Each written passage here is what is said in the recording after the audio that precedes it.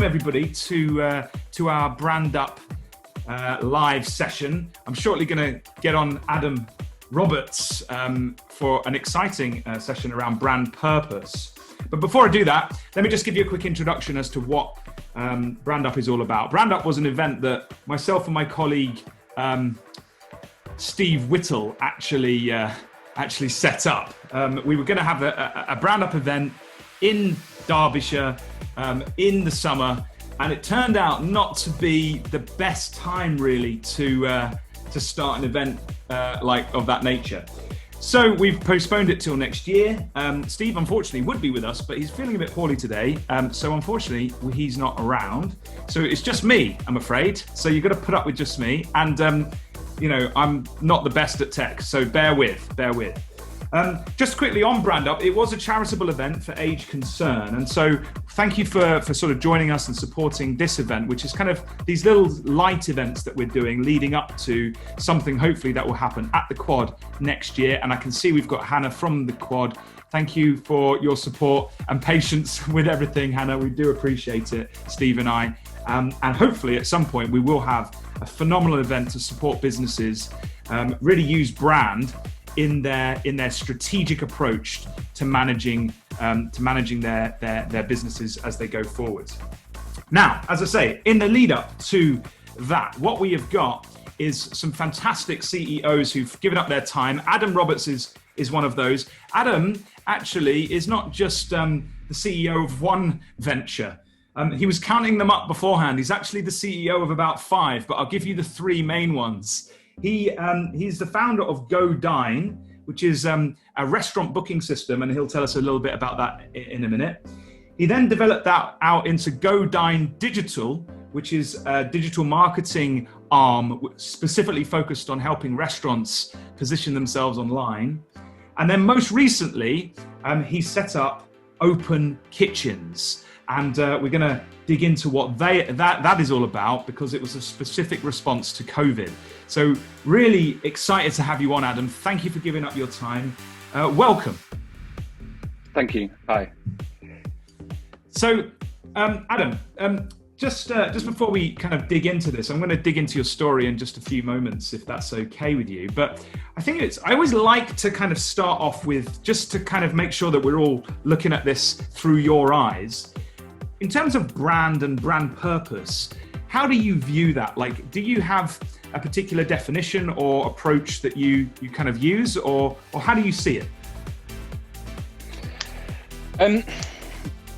I think it's quite a complex area. I'd say first, we went through a bit of a process when we developed our brand and our values, because there is quite a bit of overlap between, say, your brand and your culture, your values, and I think it should sort of reflect the founders of the organisation and the market that you're in and what you're trying to do. And I think what I found really interesting was that we actually went through a fairly detailed process with our business to identify that, and I guess that's something also that will always evolve. So we as a team discussed our values and our goals, and from that created a very specific set of values that we sort of voted on and shared, and I sort of input on some which I felt were critical in terms of my motivation to start the business and what we were trying to achieve. And then between us, we went through a process of identifying various words and objectives which we collectively regarded as defining our brand. Yeah. And then made sure that, you know, the brand reflects that, whether that's digitally, even say in our office, you know, our values are in our office, our values are in our one-to-ones. So we were looking at ways that, you know, what are we trying to achieve as a business? What are our values as individuals? You know, what are some of the things that were in me when I started this process and started my own business, and made sure that was clear and came to the surface, and that they were reinforced everywhere, you know, in our material, in our platform, in our one-to-ones, that we could always keep linking back to those values, the culture, and that kind of identity. No, I think that's fantastic. I think what a lot of people do is they miss out that last step, don't they? Right? so they like to define them and slap them on the wall or put them on a piece of paper. But then building them into the routines of the business, they forget to do. And then the values become meaningless, right? If you don't hold yourself accountable to them, they can't drive you forward as a brand. So I hear what you're saying, and I think it sounds like you've set that up really, really well.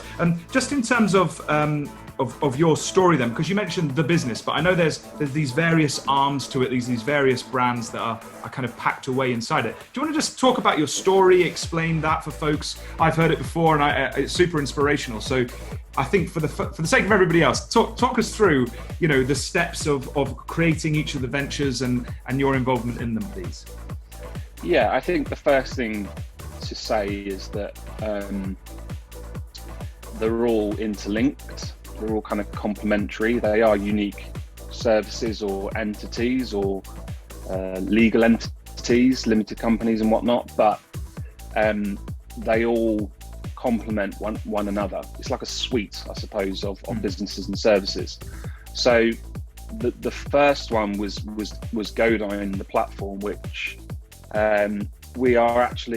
we've spent 2 years working on when we were about to relaunch, but that was what we started, I think it was 11 years ago. And the purpose there was to help restaurants fill tables and to provide a very comprehensive restaurant guide that could help people identify and book the right restaurant for them with the name of scaling that across the UK and hopefully beyond in time. That was the first business. The next business was a digital marketing agency that works specifically with restaurants. So we really sort of cover that niche. And, I can't really take credit for that because, okay, yes, we started it and we've grown the business, but it was purely a reflection of in our core business, we work with hundreds and hundreds of restaurants, and they were asking for this kind of input. How do you, make sure that you're really high on Google? Can you help us with advertising on social media, targeted ads or social media management campaigns, email marketing? These are all things that we did, and we sort of hired and grew a team to deliver these skills. And we worked with a big base of restaurants. So it was quite natural that we effectively allowed that customer base of restaurants to tap into those services. So that was how the digital marketing arm and business came about. And then, we've I suppose pivoted and reacted both to the situation with COVID, both commercially and in a sort of a charitable sense. The first thing was that, I remember, I think was it the 16th of March or something, that the UK government said, right, we're going into this lockdown. And that was a real wow, this is serious. And I think that was on the Monday evening. And I thought, this is going to be really bad for restaurants and for many businesses. But thinking of going into work next day, I thought this is going to be pretty interesting. Went into work on the Tuesday, and by the Wednesday, by about 2 o'clock, because I remember it very clearly, I remember it all very clearly, but by about 2 o'clock on Wednesday, about 90% of our customer base had basically said, look, we're going to have to close for a period. We can't work with you. And the vast majority of our work's contracted, but we effectively ended up suspending contracts for the whole period of the lockdown. And the whole thing's been a guessing game. We didn't know how long it was going to go on for, but I suppose I sat in my office and thought, right, well, we can't operate as normal. There's about 14, 15 people in the business. Maybe we can try and do something. I actually was pretty convinced that we wouldn't survive what happened. Wow. Because it was so, like if you go into work and within sort of 48 hours, you've lost 90% of your income, but you've retained most of your cost base. That's quite a challenge, should we say? For sure. But I thought, you know what, let's this was before they announced furlough on the Friday. we came up with the idea of Open Kitchens, which is a CIC, a community interest company. We operate basically purely for good. It's a charitable arm. And I thought, you know what, we've got the resource, we've got the skills, we've got the network of restaurants. And what Open Kitchens does is it works with restaurants across the UK who can use the capacity, the fact that their kitchens were laying dormant through lockdown, to produce meals for people in their community. Now, the way we pay for those meals, which is just an average of about £1.60 for each meal, that then goes out to people that really need it. The way we pay for these meals is that restaurants these days have really big audiences and fan bases, and we have that sort of expertise in marketing, so we're able to support them, engage their customer base and raise money. So we started on, I think we started on March the 19th and went live on the 1st of April. And during lockdown, we raised £320,000 and delivered over 220,000 meals to people with dementia, elderly who are in isolation, children in food poverty, families who have lost their income, that kind of thing. So it's been pretty good. And a part of the reasons, you go back to sort of reasons behind stuff. I mean, the reason I did it was because I always, you know, we all kind of have that question of, you hear of kind of events in history and you sort of think, well, what would I have done? You know, what would I have done, you know, in the war, or, you know, there's all these times and you think, what would I have done? And I always thought, well, if I would always like to think I would do something.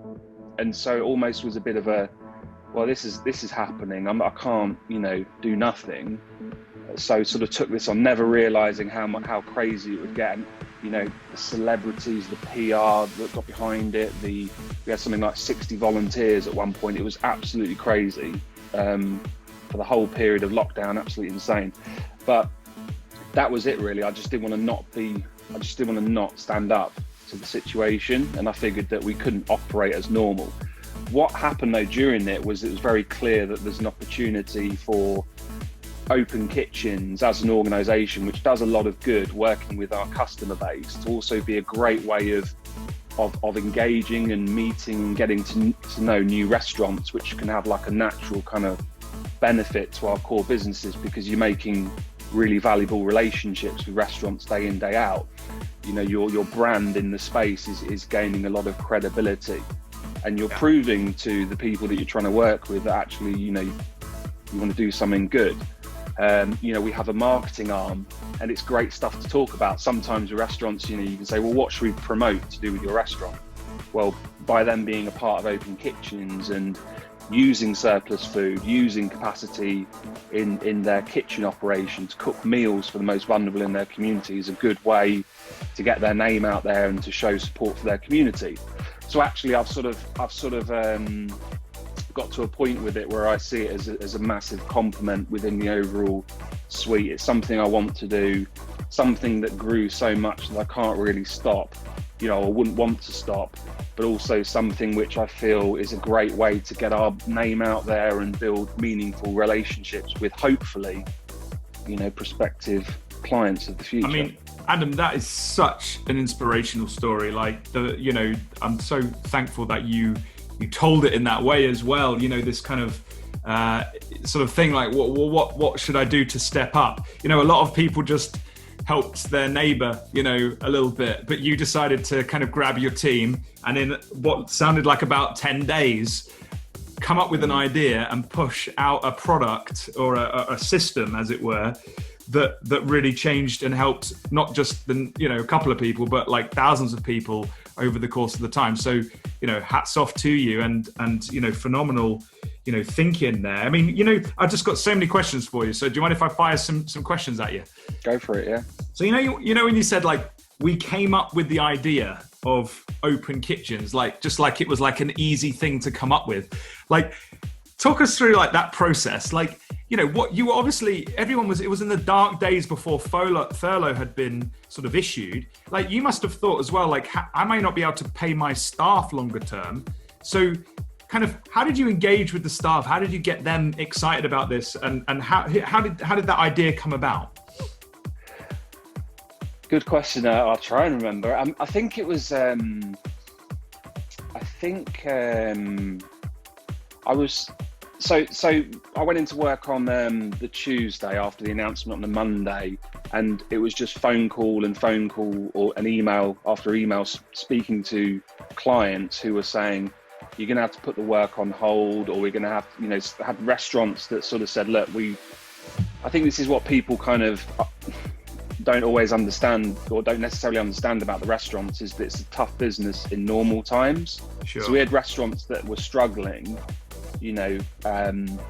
that just felt this is too much, we don't see a way through this. So we had restaurants closing down off the back of the announcements. So, but it became a bit of I'm always used to sort of rolling my sleeves up and kind of, like when we launched our business in 2008 when we had the recession. So I've kind of learned how to fight my way out of difficult situations. But actually this was quite almost liberating, because it felt a bit like, up until certainly the announcements of the furlough, and we kind of got going by then anyway, but it felt like it was kind of out of my hands. It felt like, yeah, we might, have to close the business. But,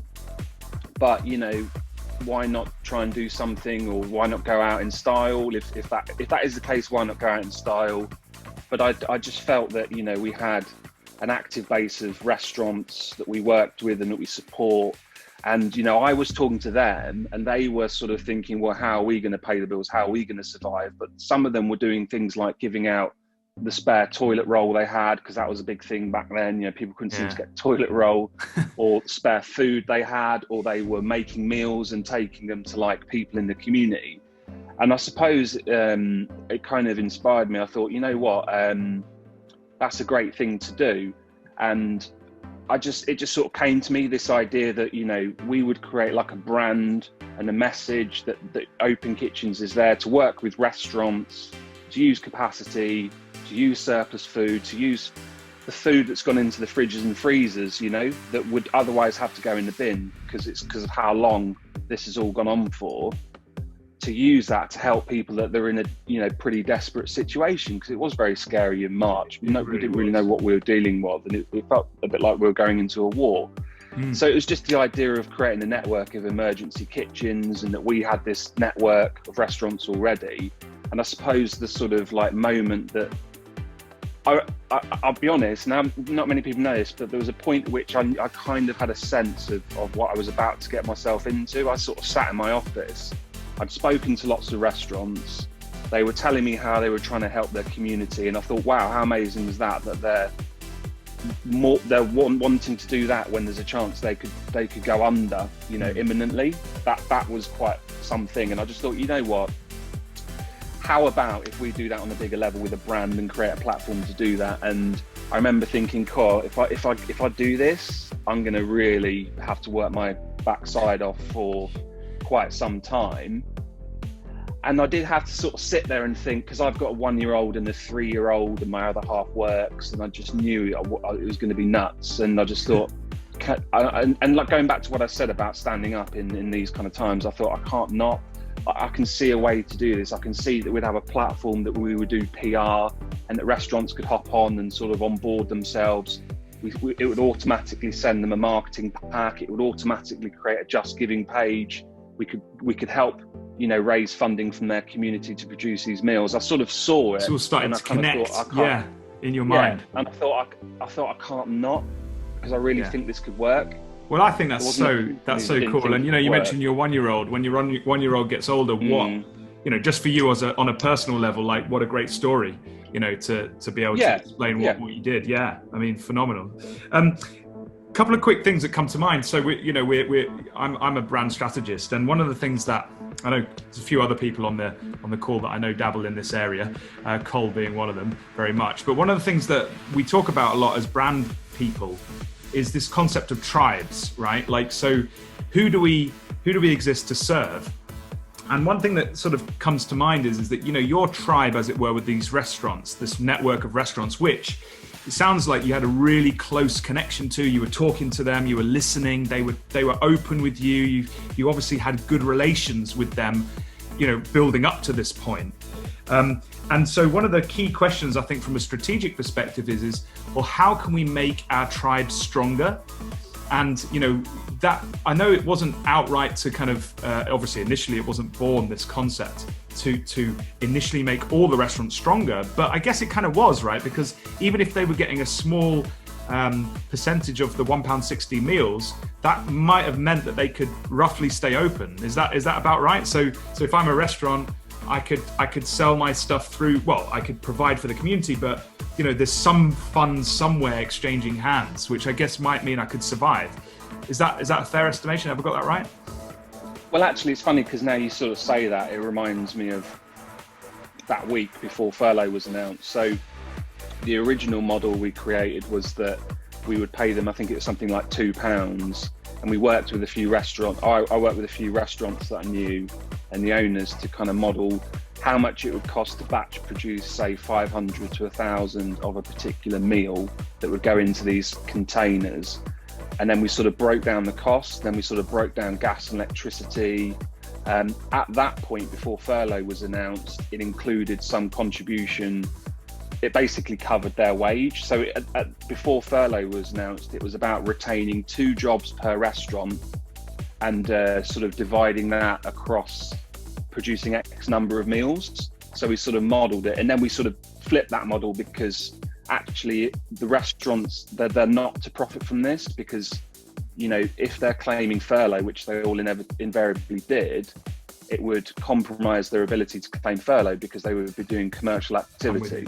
So we dropped it from sort of £2.10, let's say £2.20, which was the base ingredients, a bit of gas, bit of electricity, and a bit of a wage. And we sort of modelled that with a few restaurants to just paying for the meal and the ingredients and the production cost, and that dropped our price. And it's totally non-commercial, but it's based on a simple kind of premise, which kind of ties into our commercial business as well, and that's about using capacity. Because if you think about it, like, these are some of the things I've learned because I didn't know anything about any of this stuff, but before COVID, across the UK, you've got 8.5 million people that experience some level of food poverty, from like mothers skipping meals because they need to feed the kids first and foremost, through to people that just simply can't access food. Wow. And then you've got things like people with dementia who are off, about 50% of them are malnourished, but when they go through the healthcare system, that's like what they observe. So there's all these audiences that amount across the UK, and it's fairly typical with other countries like the States and in Europe, to 8.5 million people, which is 15% of the British population, live in some level of food poverty.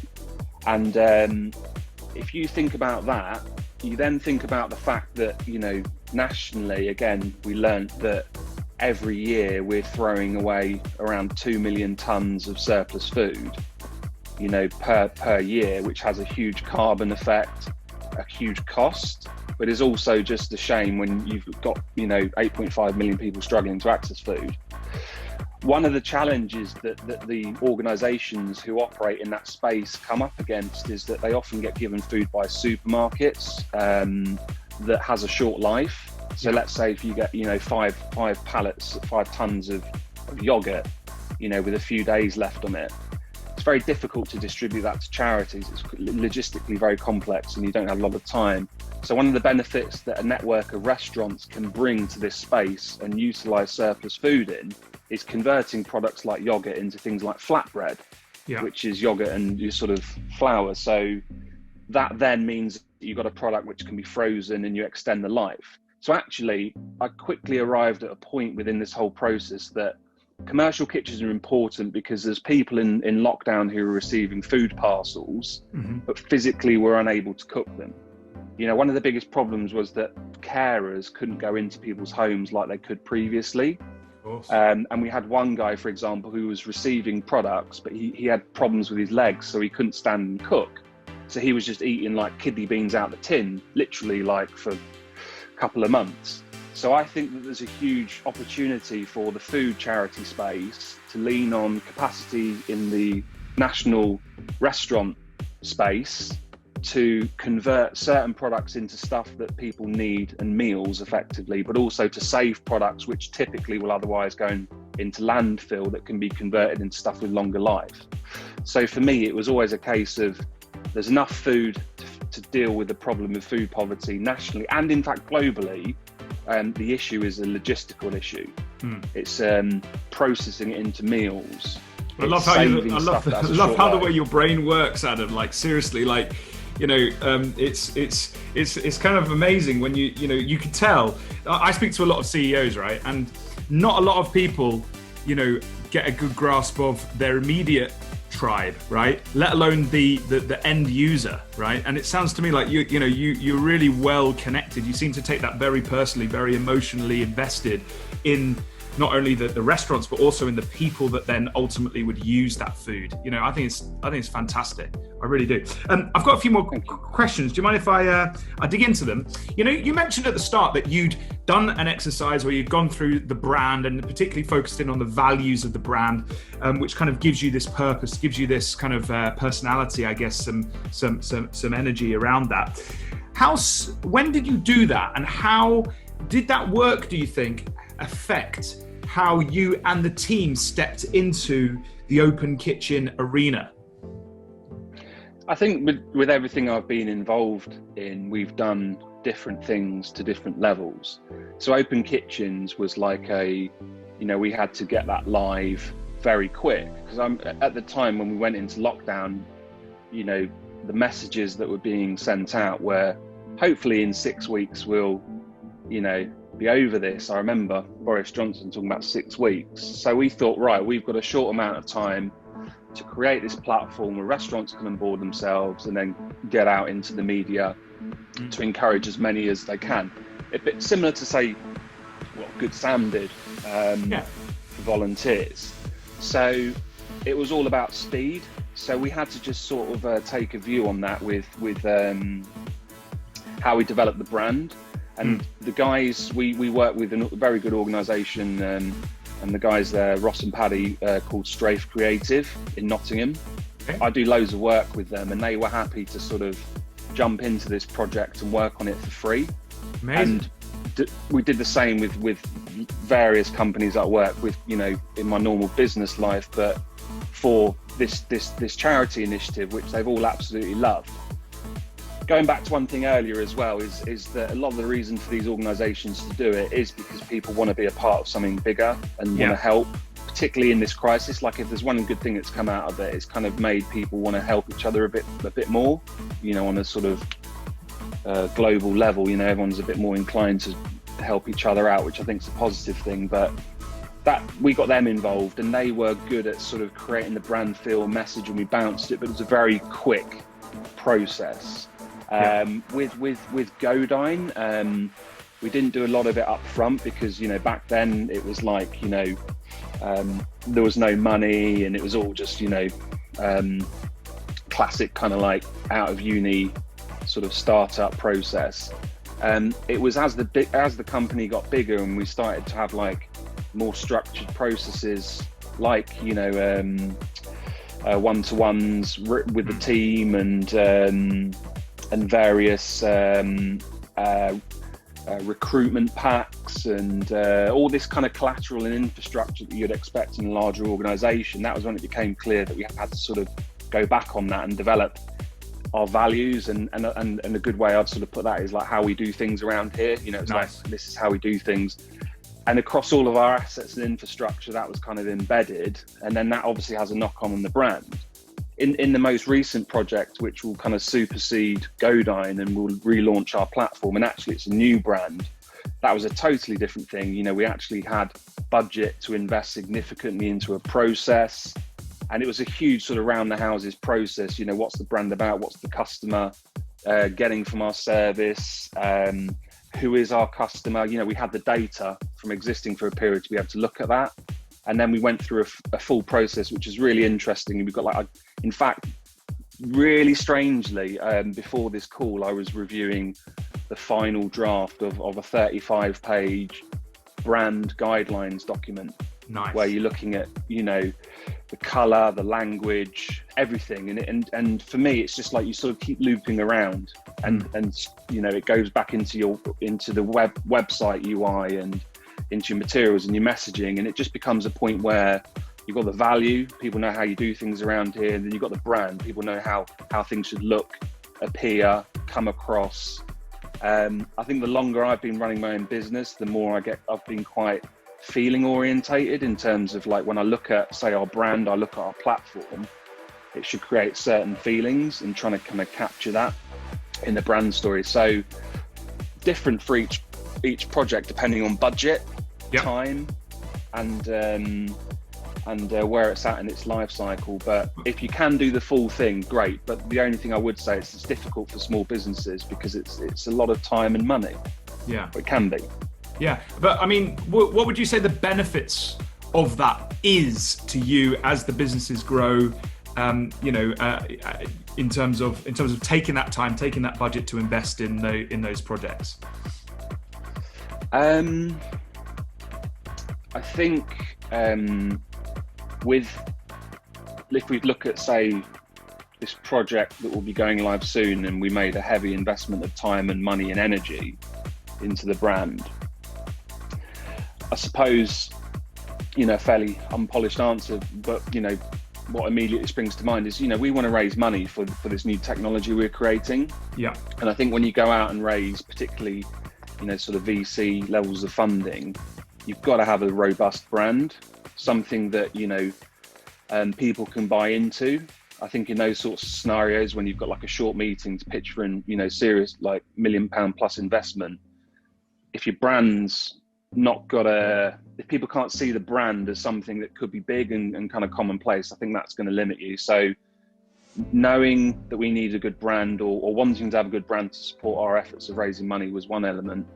I think we're rebooting our restaurant guide and booking service in a sense. You know, we're working towards a complete overhaul of it. And one of the things that I found frustrating, or kind of like I didn't like, is that because we didn't have some of these brand elements down, I see stuff that goes out or stuff gets done, and I'm like, I'm not too happy with how it's representing us. Yeah. And I think, you know, but it's nobody's fault. It just hasn't been defined. So I think if you want to have a big organization, or if you want to scale something, you know, it's not going to be you doing everything, but then equally, you can't be upset if stuff's going out on social media. And that's the thing now, like, so much stuff goes out in so many channels. You know, if you want it to be right, then you've got to define these things. So there's a big degree of thinking that, yeah, we need to nail these things down. We also learned a lot with some of our previous brands, that all the different ways that brands can apply. So, like, now for me, one of the most important brand elements is an app icon. Yeah. Because, you know, most traffic comes through like a smartphone, and that's the little gateway into your brand, into your business. Yeah, it's often not thought about. No, you know, so you've got a really complex logo or something that doesn't fit an icon, and you know, you've got to rethink that further later down the line, haven't you? Yeah, so Strafe did a good job of that, actually, because when we spoke to them about developing our brand, you know, really going into it this time round and investing heavily into it, and it'll be live towards the end of the year or New Year, depending on COVID. But, you know, they had like a series of tests. They had like the fax machine test. So if you send it through in like a sort of a black and white format, how does it look? You know, how does it look in its sort of whiteout state? How does it look as an app icon? You can't just be a great logo. And that's the thing, actually, they kept saying, which I think is a good point, is a brand is not a logo. Absolutely. It's all the kind of details and messages that go with it and that carry across everything. Absolutely. So, it's kind of it starts in the strategic zone, doesn't it? And then, you know, you express it in how it shows up, but it's got to sort of start in the place where you mentioned, you know, the kind of the purpose and the values of the brand. And then from there you work out, well, how does it show up? You know, how do we dress? How do we speak? and that side of things. So it sounds awesome, because there's so many businesses that don't take that side of things seriously.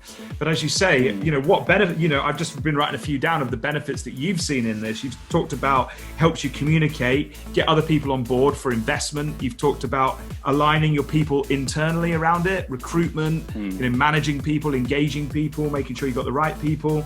You've talked about, really kind of defining things so that you can appear consistently across a number of touch points. So huge benefits for business. And that's really what BrandUP is all about. We're trying to take that message that you've literally just said for me, so thank you, and try and disseminate that to other businesses. It doesn't matter if they're massive corporations or whether you're starting a small business. Yeah, there might be a difference in terms of your customer base, or a difference in terms of how much time and budget you can spend on them, but that doesn't mean you shouldn't take any thought for them. And that's kind of our message. So I was going to ask you another question. In terms of the future, you've done this now. You've obviously got different sort of parts and different brands that show up to different audiences. But in terms of the future, how are you going to take the brand strategy and the thinking that you've got into the future? How are you going to use it going forwards? Particularly, I'm thinking for OpenKitchens, perhaps.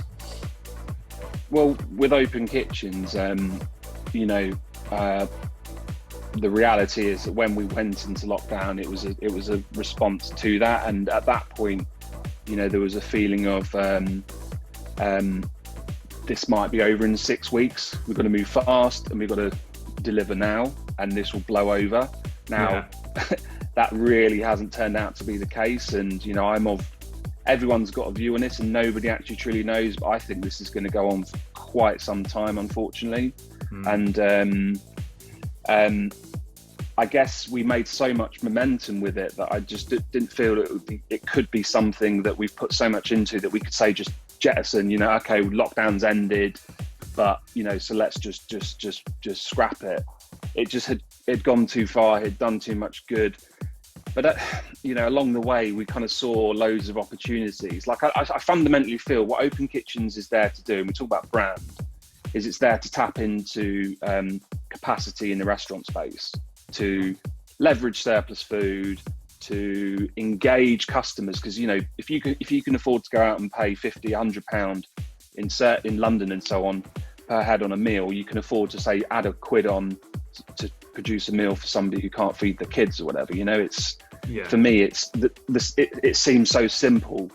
So the aim there is to keep it going, and then it's become about how can we make it sustainable. I suppose I've sort of looked at how we spend, or how historically we've spent money on marketing and acquiring customers, and I kind of look at it as this is a very broad blanket kind of statement, but I think sales and marketing can get a bit boring and a bit samey. I get loads of messages on LinkedIn saying, this is who I am, this is what I do you want to give me some money? Basically. And it must make you sick. You just think they've just copied and pasted from the next person. Come on, at least write something original. Seriously.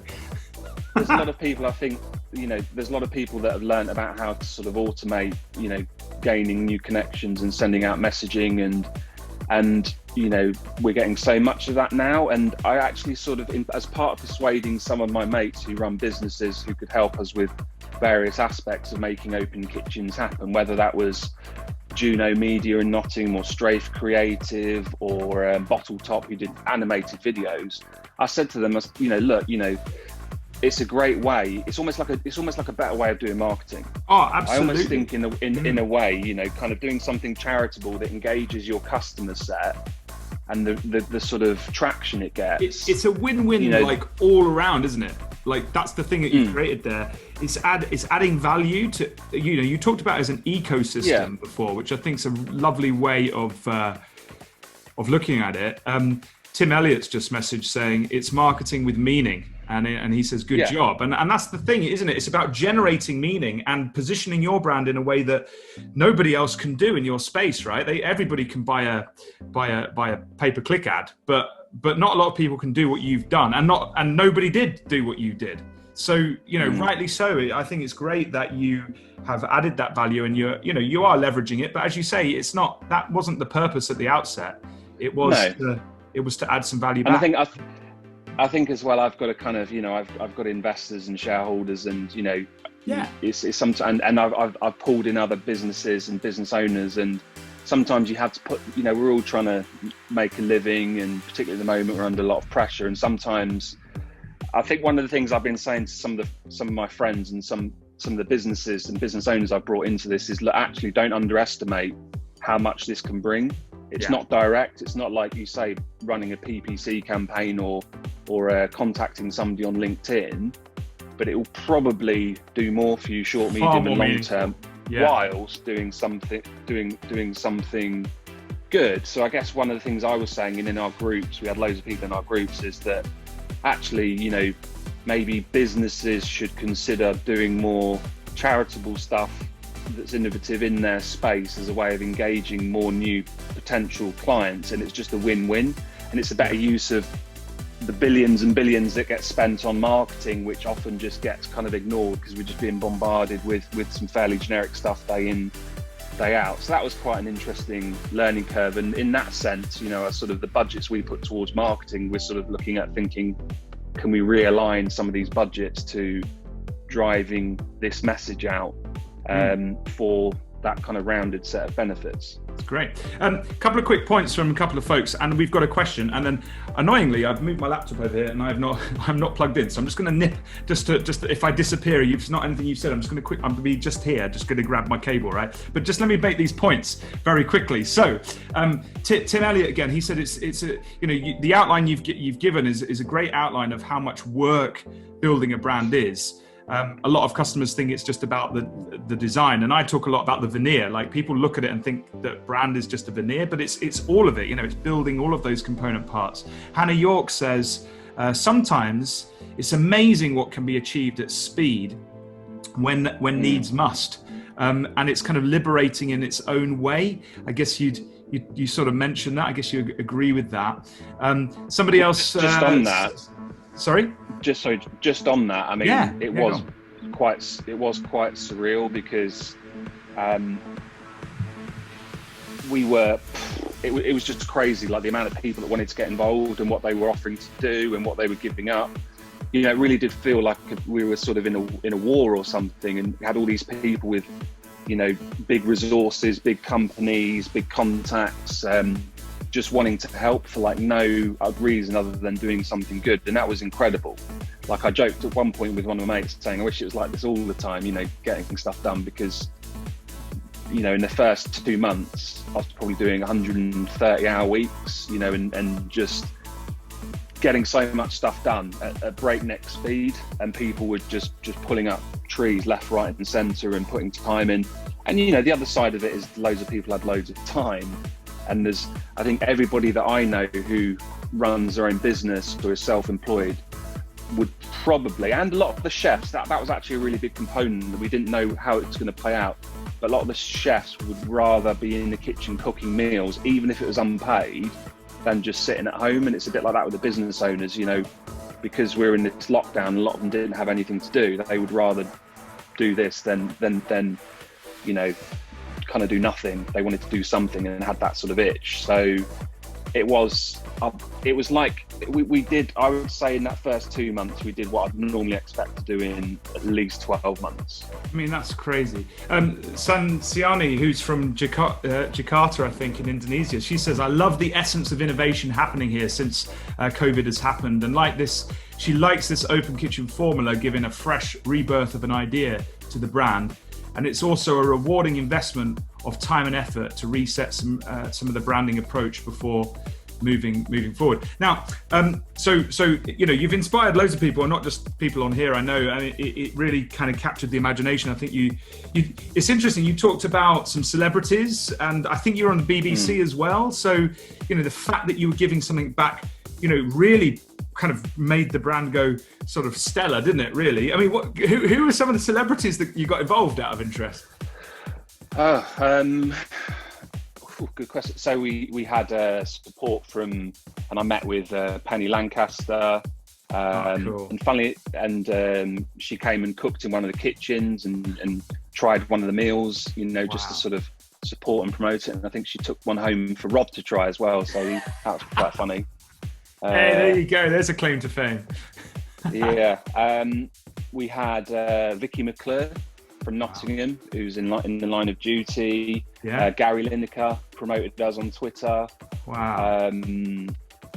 Honestly, there was literally loads. Like there was about 15, 20, and more to come. We're actually talking to a couple of celebrities at the moment who want to get behind it. And I think, yeah, the reason, I've never experienced that before, but I think when you're approaching restaurants and there's no commercial gain, you're doing it purely because it's a good thing. Like that whole kind of barrier that normally exists in business, it just isn't there. And you end up building really meaningful relationships because you know that the intentions, there's not that sort of like, okay, you're here to take my money, and you know, it's you're just trying to do something good. And it was the same in that sense with the celebrities, you know, that they wanted to get behind it, but we had absolutely loads on different levels. Different levels. I mean, the thing is what we're talking about here is you've got a genuine purpose. You're genuinely adding value. You're genuinely giving back. And I was going to ask you. There's a question I'm going to send to you in a minute from Cole, but I was going to ask you about, you know, obviously just taking comparing GoDine, for example, that you set up purely for commercial reasons. That's, you know, I'm putting words in your mouth there, but it seems that way. And then comparing that to OpenKitchens with a purpose-driven brand with kind of this kind of aim to give back and add value, and the difference between the two, you know, how vast was that difference to you in terms of building those brands, building that reputation? It sounds like it was completely different. Yeah, really couldn't be more different. And I think, you know, there's a lot to take from that, or that we are going to take from that. Yeah, well, I mean, the amount of press we got, whether that was in newspapers, magazines, people promoting about us, writing blogs about us, you know, did pretty much every single kind of news channel, whether that's like we're on the Kay Burley Breakfast Show or BBC or ITV, or it was crazy. And that's free, right? In essence, that's free advertising, free PR, free reputation building stuff. Yeah, but this is the kind of complex bit that one of the things I don't like to see, or wouldn't sort of almost encourage, is, and I'm a bit sort of cynical against, is when people have a commercial operation, it's designed to be a commercial operation, but they sort of like gloss it in that it's got this CSR. They sort of tag on this the CSR element, and I think actually what I've kind of learned from this, and what I find interesting, is that GoDine, for example, is a restaurant booking platform. It provides a service, it's a system, it performs a function, it helps people out, saves time, blah, blah, blah. It's not, you know, claiming to be, I don't know, like it's going to save XYZ or challenge your deal with XYZ problem. So I wouldn't want to sort of hammer that in for the sake of it. But actually, that doesn't then mean that you can't have something separate. You know, if you're going to spend money on marketing and acquisition of clients, why not do that, you know, by running events or doing some good in the community that sort of serves that same purpose? But it doesn't, you don't have to lump it into the sort of same I think that's a really good point. And it's kind of I would call that, from my perspective, like a brand architecture question. And I think what a lot of people do is they do try and lump everything in together. But the truth is, my personal view is, if you've got different audiences, you might want to consider having different brand identities which are operating and very specific for those tribes, if you like, so that you are, you know, but it doesn't, as you've pointed out here, you can complement that. You can have sort of sister brands, if you like, or brother brands, which build up this ecosystem around your purpose. And you know, that's a phenomenal achievement that you've managed to do. Quick question here from Cole. We're just quickly going back to the question of speed, right? So he just said, with the speed that you had to develop things, do you think it stopped a lot of overthinking and you were able to just get the important things done? When there is no real deadline, I've found that brand building can sometimes suffer from the leadership team overthinking and second guessing, and things can grind to a halt. So don't know if you've got any thoughts on whether it stopped that second guessing. Well, yeah, I mean, we had to cut corners and, you know, move at a crazy speed. I mean, it didn't really, I don't know, I didn't really sort of consider it too much myself, because we do stuff really quickly normally anyway, or we move fast, and work very hard and cram a lot in. But every person we were sort of engaging were like, how long have you been around? And, you know, we'd be like, oh, you know, a few weeks or whatever. And they were like, really? So it was more, we were getting that kind of feedback that people were surprised about how quickly we moved. So I guess it did create that. There was this pressure, there was this sort of, I kept saying to people, like, you know, every meal that's not going out today is a meal that somebody's missing. So that was a really good pressure. And it was a real pressure, it was a real worry. You know, it was like, you know, genuine concern that there was people not, you know, going hungry, and the impact that has. So that was a great pressure. Now, the problem I've got is I can't really say what's right or wrong, because there's bits that we didn't do that would be worth doing. But equally, we moved really quick. So it's very hard to kind of give one definitive answer. What bits do you think, you know, if you were to do it again, is there anything that you'd sort of say, no, we've got to start, or we've got to definitely get this in here, even though it's going to delay us a tad? It depends. I just think everything comes back to the sort of context in which it's in. You know, we thought we had 6 months to try and, you know, build a technology and facilitate a national movement, you know, to try and feed hundreds of thousands of people that were going to face a massive issue otherwise. Yeah. So that was, you know, it's on the face of it, it was kind of like a ridiculous challenge to take on.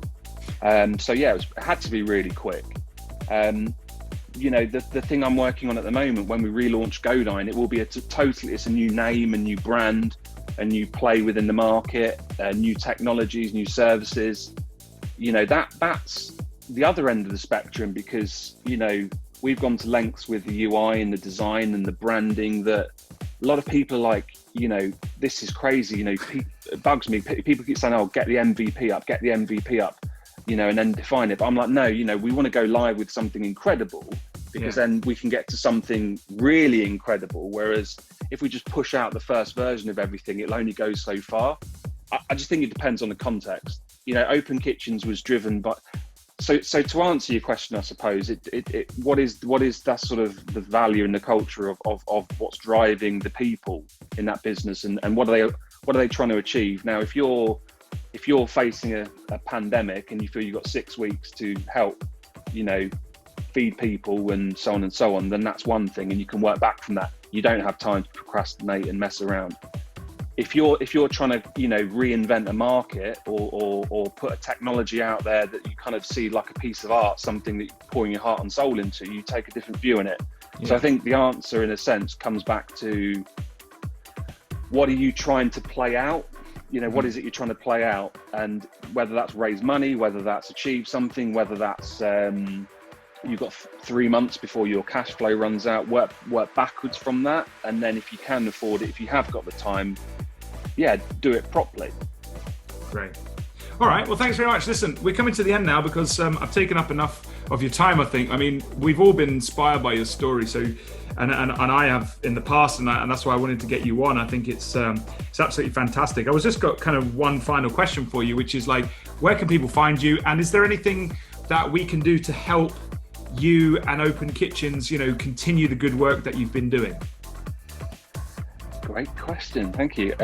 Yeah, definitely. I mean, the OpenKitchens, where we're looking to go forward is to continue. So we've got a network of 52 restaurants that are producing meals. So if you visit the openkitchens.co.uk website, you can see who they are, where they operate, and we're knocking out and delivering and getting into the hands really good, nutritious meals for an average of, I think it's £1.60. Okay. So if you are able to donate, or if you have a company and you're looking to support something, and I think a lot more people are thinking like that, off the back of what's happened, then check us out. And I'm on LinkedIn. If you just look for Adam Roberts, I'm sure you'll find me there. Don't put loads of time into my LinkedIn. I'm unfortunately drowning in work generally, but do connect. But yeah, definitely, if you can help out Open Kitchens, visit the website. There's a page to support Open Kitchens as a whole, but for every £1.60, it's a meal. We don't take anything out of it. Awesome. That's fantastic. There you go, folks. You heard it here first. So, Adam, I'm going to thank you very much. We have for coming on and giving up your time as well for today and sharing all of those great tips. And from a brand perspective, thank you for pushing what I've been preaching, and I know others on the call have been preaching for a while now. So we really do appreciate that as well. Just a couple of quick things before everybody dives off. Next time, 3rd of November, 2 p.m, I'm going to be interviewing Daniel Reed. Daniel is the head of marketing at Navitas, a health and safety consultancy based in Leicester. Daniel's got an awesome story around what happened with COVID, not too dissimilar, Adam, to yourself as well, in terms of helping folks out and how that's had a huge impact on Navitas's business and marketing as we've come out of COVID. And as I say, remember to keep following, liking, sharing our content at BrandUP, and hopefully soon we will be at the Quad in a brilliant event. There's Hannah's thumbs up. For supporting regional businesses, really get to grips with some ideas and inspiration around brand and brand strategy. So thanks, Adam. Thanks so much for everybody for joining. Really appreciate it. You all take care, keep safe, and be well. See ya.